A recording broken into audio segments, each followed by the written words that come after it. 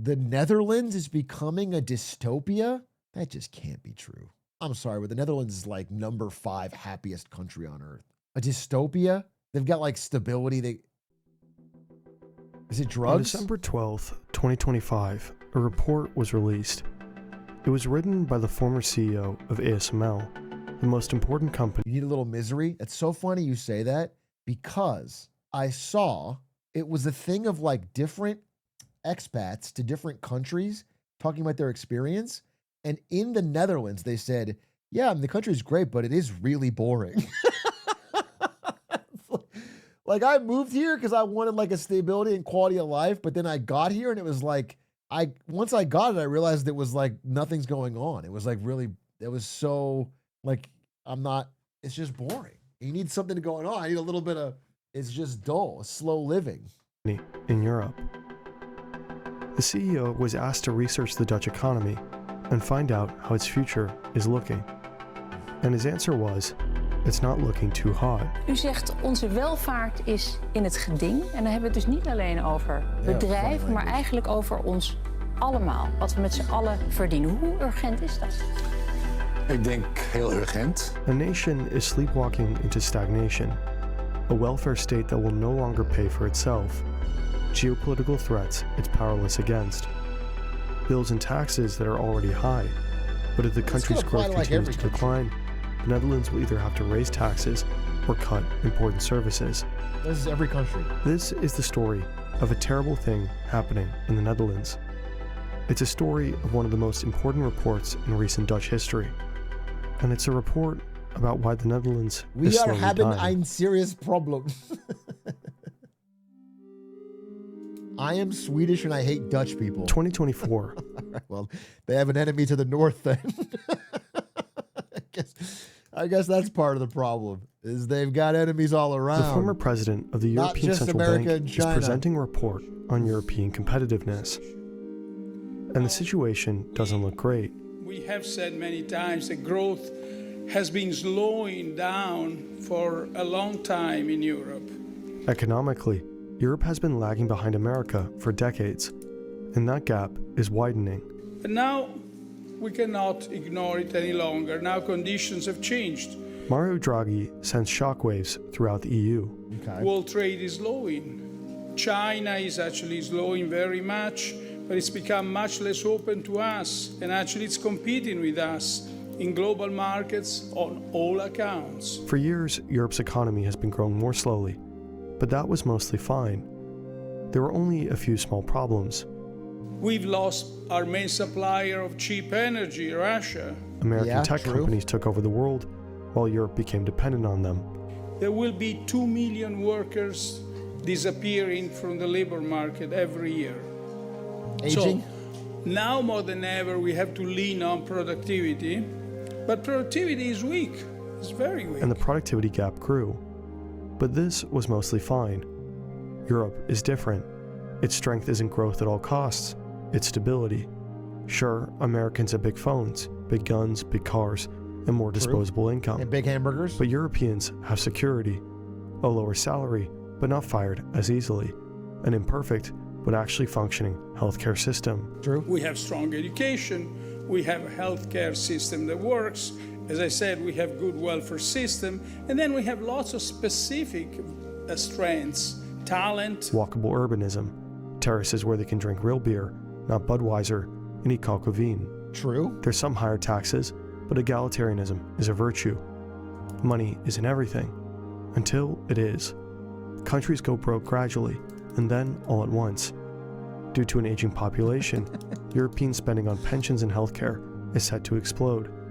With Russia on its doorstep, there's also going to be more spending on defense. So public debts soar. And if Europe can no longer provide them to its people, this is all true so far, to be honest. It will have lost its reason. It's not unique to Europe, but these are big problems that are facing a lot of countries. I will say, like, I think the thing that's hitting Europe the most is all of their manufacturing exports are getting outcompeted by China. Like, I just think, like, especially the big powerhouses like Germany, like just in pharma, in trains, in vehicles, in energy, and energy, I guess. They're importing a lot of energy. These things are, cars. Like these are the things I think are the scariest part if you're looking at just Europe. I talk about American problems every fucking day, so we can talk about Europe for a bit.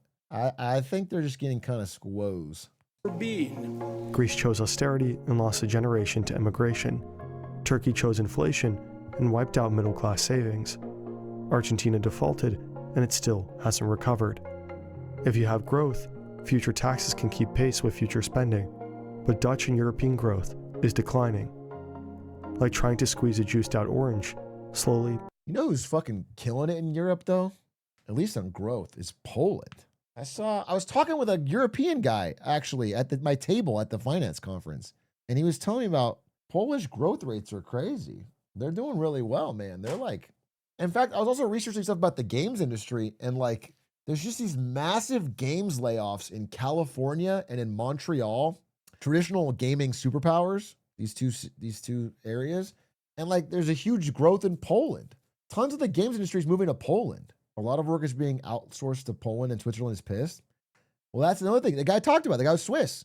He's like, it was a problem because here's the thing is right now, all the money is flooding into Swiss currency because it's stable. So everyone's buying Swiss franc. But when the Swiss currency gets that much stronger, it makes your exports horribly uncompetitive. When your currency is strong, your exports get weaker. And so like, it's like difficult to build an exporting factory in Switzerland or whatever. So you go outsource it to Poland because it's cheaper there. So there's like weird knock-on effects. But surely, there just isn't enough economic activity to tax. Europe's biggest obstacle isn't lack of talent, will, or ability. It's fragmentation. Europe's internal barriers are essentially a 44% tariff already. The scale you need to create true international competitors just isn't there.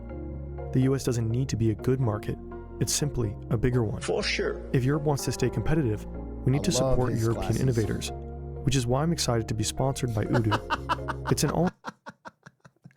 Don't pretend like your ad is supporting European innovators, bro. So in the aftermath of Draghi's report, the Dutch Minister of Economic Affairs asked Peter Vennek to come up with a similar report, specifically focusing on the Netherlands. For years he ran ASML, a Dutch company that manufactures the world's best chip-making machines. De manier waarop we het hebben georganiseerd is, we hebben ruim 30 tafels georganiseerd, ronde tafels. Like again, like there's like zero risk for ASML from the American side. The risk on the American side is that Donald Trump is fucking crazy. He might invade Greenland or break up NATO or whatever, like, or tariff.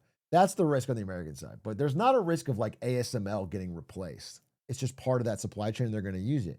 But I think there is a risk for all of these of a Chinese competitor. Just like if China ever cracked what ASML has, they're not really close right now, to be honest, but they're working on it. If they cracked it, it would be overnight a wipeout of like a massive part of the Dutch economy. It would be crazy because they would do it cheaper and. Elke tafel was een afspiegeling eigenlijk van de organisaties die bezig zijn met de economische ontwikkeling van dit land. The conclusion was bleak. If it stays on the same course, the country will go broke. Dat betekent dat we binnen 5 jaar fors zullen moeten gaan bezuinigen. Op eigenlijk alles. Op onderwijs, op veiligheid, op de zorg, op de infrastructuur. Elk Nederlands huishouden over 10 jaar €7.000 netto minder te besteden heeft. But the Netherlands is also in a strange position. Its public finances are pretty solid. It's well connected to global markets. Unlike what is Netherlands debt to GDP? Netherlands debt to GDP. Oh my God, they're incredible. They're only 40%. That's like one of the best in the world. They're chilling. I mean, they could run it hot if they wanted to, if they needed to get out of a slump. Damn, they're down from 2020. Their debt is down from 2020. That's so rare from any country. How do they have this? What, does Netherlands have a debt break? They do. Okay, I knew it. That's what we need. We need a fucking debt break, dude.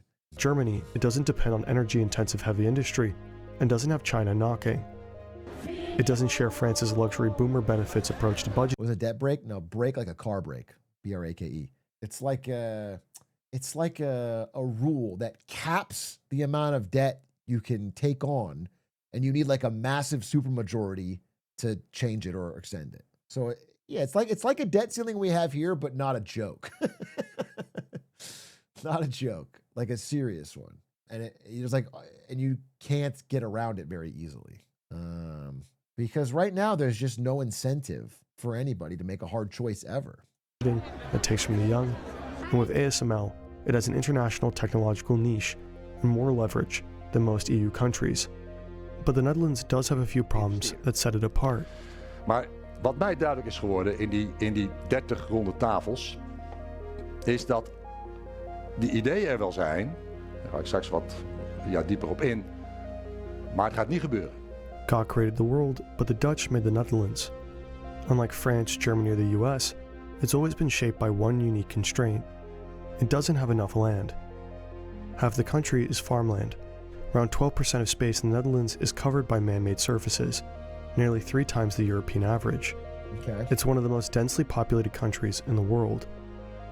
Americans have... I know this. The Netherlands has they have insane greenhouse technology. They make such a massive percentage of agricultural exports for their size. It's absurd. It's like America, #1 exporter in everything, and then Netherlands #2, and things like tomatoes and stuff. And it's they're the size of a tiny.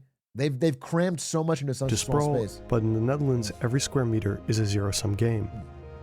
This lack of land is also why the Dutch are culturally predetermined to become unpleasant NIMBYs. Kleuren zijn zeer nauw aan elkaar verwant, maar zij zeiden het is deze kleur, hemelsblauw, terwijl in de vergunning lichtblauw staat. Het is deze kleur. Windmills obstruct people's views. House building makes too much noise. Because of its density, the Dutch power grid is also filled to the brink. There are not enough link-ups to go around. Even when money and the permits for construction are there, things can't get built because there's a 2-year waiting list for a power plug. Als je een grote aansluiting nodig hebt, kun je 8 tot 12 jaar wachten. Heeft onder andere... I mean, I definitely believe that there's bureaucracy nightmares in the Netherlands. I mean, I believe that. There's a lot of European nations where that's the case. Very, very difficult to fucking... There's that thing in Germany where, I forget the context of it, but if you make a contract in Germany, you are required to sit down and have a government notary read it out loud, the entire contract. You have to get you have to get a government notary read the thing in front of both parties. And it's expensive and slow, and you have to get it. It's wild. There's some of this that's just stupid. They should just modernize it. Te maken met regelgeving. Het kost ons tussen de 10, misschien wel 30 miljard per jaar. De Nederlandse stroomprijzen zijn zodanig hoog dat het de energie-intensieve industrie het land uitjaagt. This turns the well-designed density of the Netherlands into an impossibility. In addition to lack of space on the ground, the Netherlands also suffers from a lack of space in the air. Nearly everything useful you can do with land causes nitrogen pollution. Agriculture, home building, and transportation infrastructure create gases like ammonia that harm the environment and human health. In most of Europe, the gas gets spread out, but in the Netherlands, it's a literal Dutch oven. There's too many cows, factories, and cars in a tiny space. Nice. So pollution builds up, and it has nowhere to go. The environment suffers, children start coughing. Wait, so you're just trapped in with cow farts? In America, we spread out our enormous amount of cow farts. I feel like they should not do cows. Cows in that small of a country is crazy. And because nitrogen levels vastly exceed European limits, nothing gets built.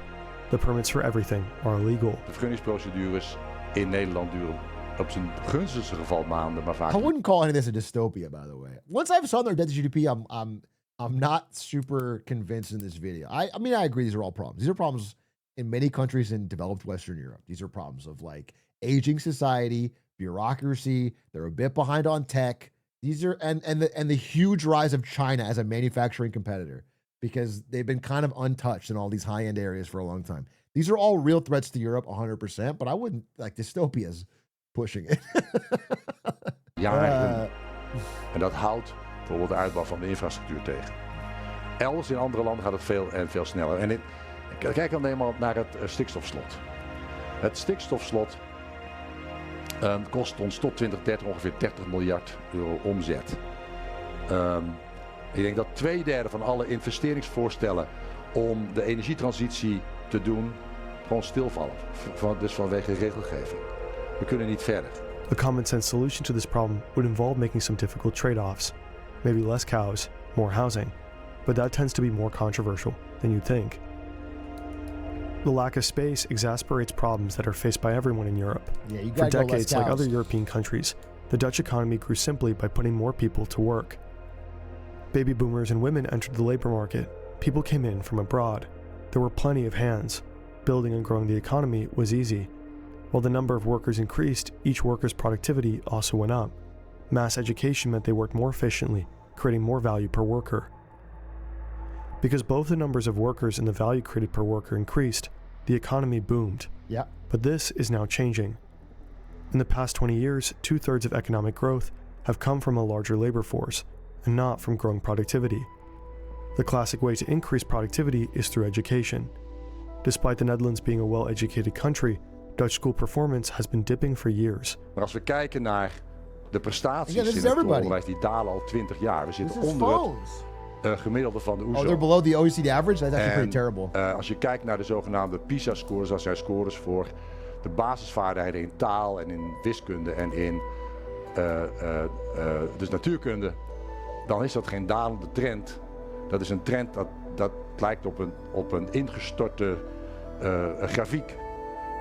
It's one of the EU's top spenders on education, but Dutch teenagers read about as well as those in Slovakia, while being nearly 3 times as rich. Alleen al in het wiskundeonderwijs Slovakia. is er 40% minder leerstof aangeboden dan 30 jaar geleden. En de andere landen juist investeren in excellentie. In Dutch tertiary education, the number of students that choose technical degrees is among the lowest in Europe. 20 years of decline, despite successive governments plowing money into education. Luckily, if returns for education decline, Dutch resourcefulness can be relied upon. But despite the Netherlands having a reputation for Calvinist shame, there isn't a single country in the world with a higher share of part-time workers. Dutch people worked 1,450 hours per year on average, compared to 1,740 on average in the OECD. That chilled-out lifestyle is understandably celebrated. Wait, where are they? Is this hours? I don't get it. Percentage of employment in each sector. This is percentage of employment. On average I want to in the see. OECD. That chilled-out lifestyle is understandably celebrated. Trying too hard would be cringe. A Dutch person can live comfortably without having to live a rat race life. There's no need to be extra. Okay. It's all true, but it does also mean that Dutch women earn less over their lifetimes than almost anywhere else in Europe. Okay. Despite the Netherlands' progressive reputation, its lower annual work hours are skewed by 60% of Dutch women working part-time jobs. Aside from cultural factors, Dutch taxes on labor are deeply distortionary. Income from working longer is not immediately rewarded. Als ik kijk naar waar wij onze belastingmiddelen vandaan halen en ik vergelijk dat met onze omringende landen, dan halen wij relatief weinig belasting uit de vermogensbelasting op particulieren.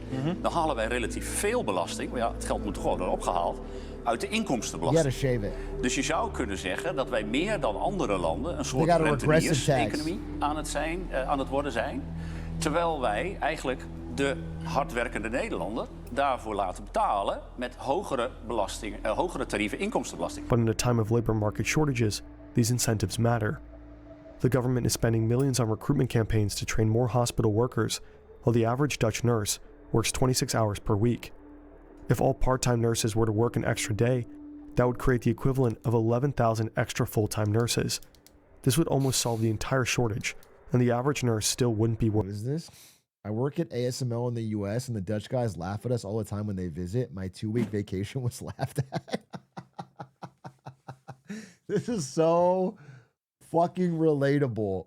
When I worked at NVIDIA, and I was the global marketing lead, so I had to do my calls with Europe and Asia. And the European team, bro, I couldn't even get a hold of them. They had so many fucking bank holidays. So many holidays, so many bank holidays. And then like August, they just take off. I swear to God. And it's like, bro, we're about to launch a GPU. Are you even at the office? And then you email them and it's like, I'm out on fucking, it's like you always get an autoresponder. And the autoresponder would be different every time, which means they're spending more time setting up the fucking autoresponder than they are responding.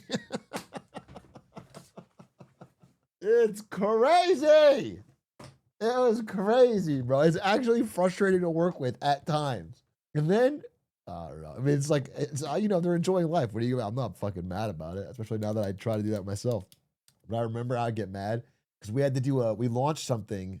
We had a big thing at Gamescom, which is in Germany. So I had to fly out to Germany with my team, and we were like crunching. We were like trying to like get all the emails and the social and the newsletter and the fucking website and the partners, and we were like crunching. We're like no sleep, fucking mostly in the hotel room on laptops grinding, and the fucking European guys were drinking. They're like drinking. They're like, they didn't do shit, bro. They were just fucking drinking nonstop at Gamescom. They would like stumble in, and it's like, bro, we got to finish this. But you know what? You know what? They're not going to regret at the end of their life. Working full time. Leave it to Dutch culture and financial incentives to make that switch impossible. And even if Dutch people were to start working full-time overnight, that still wouldn't solve its low growth. Because of aging, there's an inevitable hard ceiling on how much working longer hours can bring about. Much of Dutch prosperity comes from an open economy that trades fully with other countries. It has the largest port in Europe, and its economy fundamentally depends on free trade. That's right. Unfortunately, the world's largest and second largest economies both use trade as a weapon. Right. A tiny country that depends on two big guys playing by the rules will be eaten for dinner. Poor and dependent. Luckily, in his report, Vennick at least offers some ideas to break the stagnation. Well, that's the Carney idea, right? They just have to build the trade blocks outside of the US and China. Whether they're all individually desirable is a separate matter. He wants to build a 22.5 billion euro AI gigafactory. He wants to sell state-owned enterprises so the Netherlands can make drones, launch its own satellite fleet, power its ships with new... It's honestly a super good idea. Somebody in Europe, some country in Europe needs to go all in on being the DGI of the West, because it's unsustainable to have all of the drone tech made in China, and drones are so important for the future of warfare. Everything you read about modern warfare, I'm not talking about Call of Duty, drones are insane. They break all the previous rules. They're so important. If Ukraine ever ends the war, they could do it. It would actually be a huge part of their rebuilding if they did it. But understanding of drone tech, people are probably going to import Ukrainian experts to whatever European country does this, and they're going to try to build modern drone tech and get a sustainable ecosystem for that. Because the demand for it is off the charts, and right now it's made in China, like all of it. They're already doing that now? Yeah, I mean, again, I'm not the first person to say this. People are trying to do this and say this in the video. But like whatever country masters that is going to have an actual sustainable growth industry, because it's not something where even if China outcompetes you, people can't buy from them. It's like you have a natural monopoly of outside of China. It doesn't matter if they match China's cheapness, because people will not be able to buy from China. Like there will be government mandates that will not allow you to have that in your supply chain. Nuclear reactors. There's been much debate about Vennick's specific prescriptions, but nobody really disagrees with his diagnosis. The Netherlands needs to modernize its... What if I import Chinese drones and sell them as European drones? Honestly, a brilliant idea. If you get caught, you're probably charged with treason or something. You go to jail. But if not, if you just find a way to fucking undercover import a bunch of Chinese drones,